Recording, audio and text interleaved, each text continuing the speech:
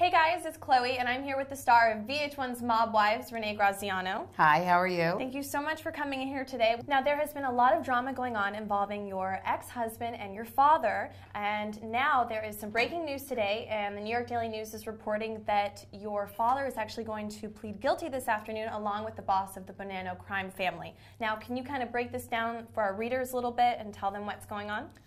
From what I understand, there are 6 men on the case. They've all pleaded guilty. They've all taken a global plea, which basically means you recognize it, you take it, there's less time involved, the guideline, the feds go by some point system, which I really don't understand.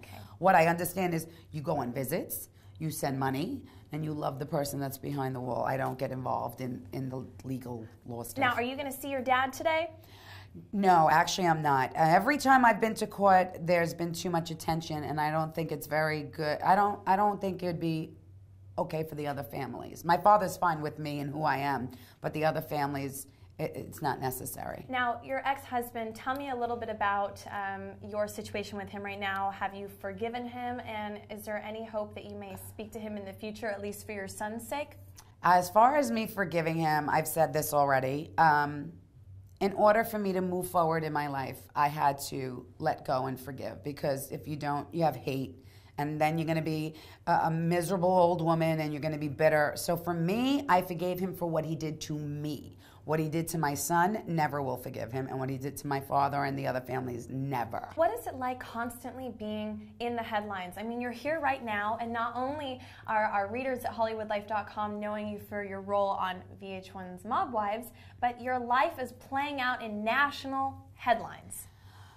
Actually, this might sound a little cocky, but I'm glad it's playing out in national headlines, because people know that this is real.